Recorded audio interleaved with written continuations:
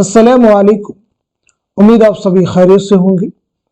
आज की इस इम्पोर्टेंट क्लास में हम बात करने वाले हैं शेख मोहम्मद इब्राहिम ज़ौक़ की सवाने हयात के बारे में।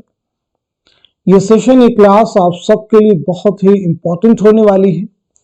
आप में से जो लोग हमारे चैनल पे फर्स्ट टाइम विजिट कर रहे हैं, चैनल को सब्सक्राइब कीजिएगा। साथ ही साथ में अगर आप हमारे टेलीग्राम चैनल को ज्वाइन करना चाहते हैं, इस वीडियो के डिस्क्रिप्शन बॉक्स में आपको हमारे टेलीग्राम चैनल का लिंक मिल जाएगा। वहां से सीधे आप हमारे टेलीग्राम चैनल को ज्वाइन कर सकते हैं और अपने एग्जाम की शानदार प्रिपरेशन कर सकते हैं। तो चलिए शुरू करते हैं आज की इंपॉर्टेंट क्लास। बात करेंगे शेख मोहम्मद इब्राहिम ज़ौक़ के बारे में। तो सबसे पहली चीज हम ये क्लियर करते हैं, आपका नाम क्या है? तो आपका नाम है शेख मोहम्मद इब्राहिम।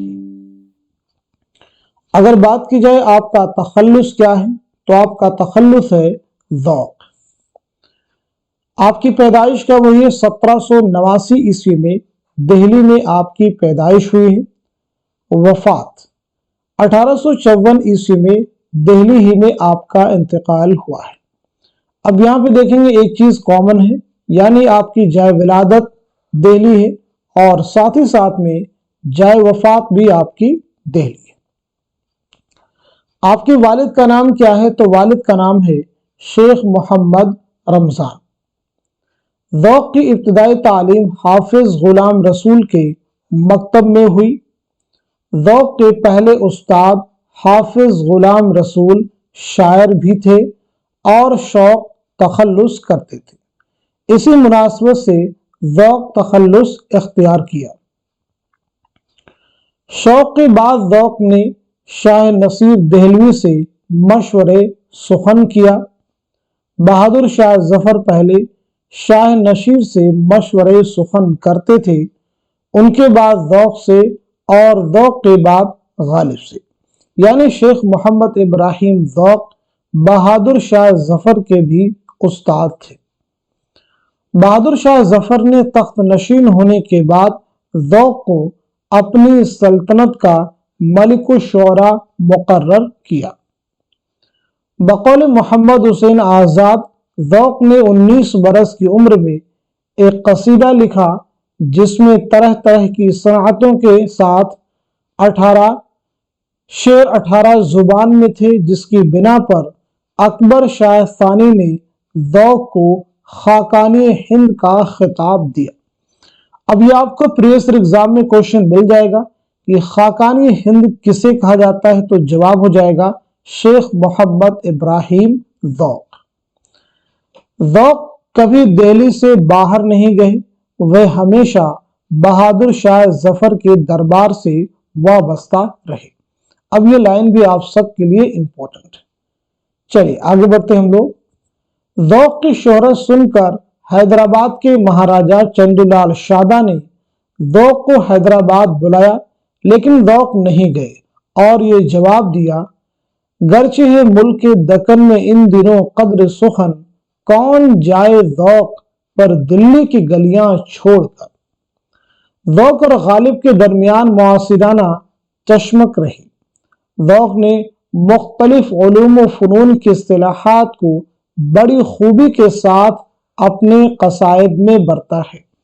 अब ये आपको प्रीवियस एग्जाम में क्वेश्चन मिल जाएगा कि ज़ौक़ ने यानी किस शायर ने मुख्तलिफ उलूम व फ़नून की इस्तिलाहात को बड़ी खूबी के साथ अपने कसायद में बरता है, तो जवाब हो जाएगा शेख मोहम्मद इब्राहिम ज़ौक़। ज़ौक़ के तमाम कसायद अकबर शाह सानी और बहादुर शाह जफर की मदह में है। बस एक कसीदा सैयद आशिक निहाल चिश्ती की मदह में तारीफ में है। ज़ौक़ के अहम कसायद ज़हे निशात अगर कीजिए उसे तहरीर, यानी दर मदह बहादुर शाह जफर, ऐसे ही है मेरी आंखों में अश्कों के तमाशा गौहर। आगे बढ़ते हम लोग अक़वाल।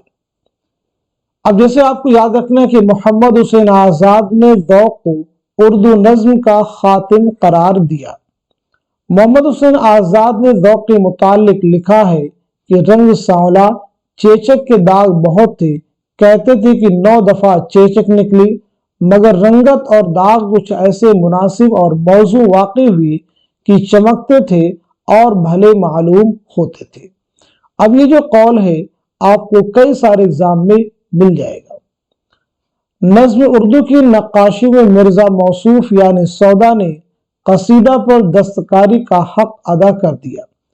उनके बाद शेख मरहूम यानी ज़ौक़ के सिवा किसी ने उस पर कलम नहीं उठाया और उन्होंने मुरक्का को ऐसी ऊंची मेहराब पर सजाया जहां किसी का हाथ नहीं पहुंचा। अब जितने पार्ट को हमने हाईलाइट अंडरलाइन किया है, ये पार्ट आपको एग्जाम में कई बार मिल जाएगा। तो ये किसका कहना है? मोहम्मद हुसैन आजाद का। तो ये तीनों ही अकवाल बहुत अहम हैं, इनको आप रिवाइज कर लीजिए। अब देखें क्या क्या चीजें जो मैंने आपसे पूछी हैं जो अहम है, उन तमाम चीजों को हमने सर्कल कर दिया है, अंडरलाइन कर दिया है, ताकि उन्हें आप देख लें कि ये सभी इंपॉर्टेंट पॉइंट्स हैं और यहां से एग्जाम में आपको क्वेश्चन मिल सकते हैं। तो आज की इस इंपॉर्टेंट क्लास में हम सभी ने मिलकर के शेख मोहम्मद इब्राहिम ज़ौक़ की सवाने हयात के बारे में बात की है।